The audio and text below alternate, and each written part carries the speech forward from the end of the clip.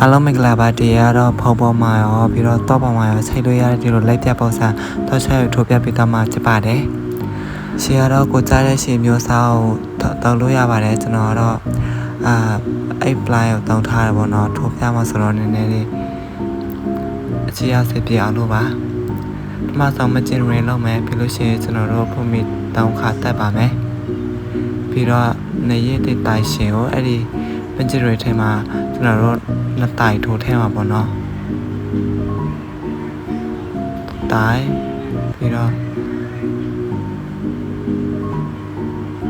နှစ်တိုင်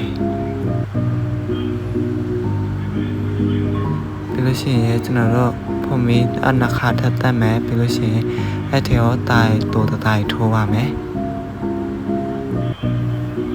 ပြီးလို့ရှိရင်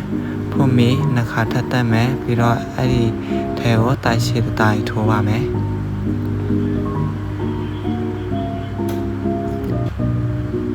လို့ရှိရင်ပုံမီ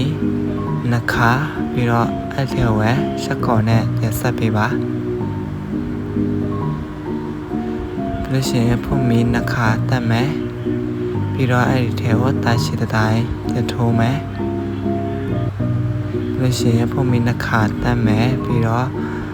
တိုင်တိုးတိုင်ထိုးမယ်ပုံမီနှစ်ခါနေရတဲ့တိုင်ရှိနေနှစ်တိုင်ပြီးတော့ပြန်ထိုးပြလိုက်ပါ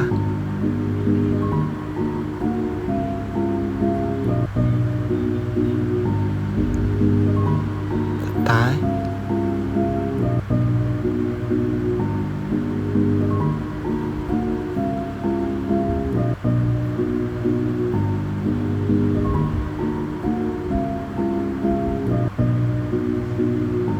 တိုင်လို့ရှိရင်ပုံမီတောင်းခါတက်မယ်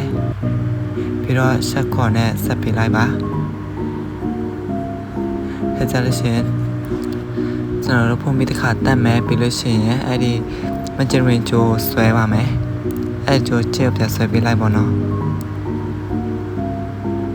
ပြီးလို့ရှိရင်ဒီလိုမျိုးအရင်ယူရှင်းပြီးတော့မှလာတဲ့လိုက်ပြပုံလေးရလာမှဖြစ်ပါတယ်ဗီဒီယိုဆောက်ထိချစ်ပြီးလို့ကျေးဇူးတင်ပါတယ်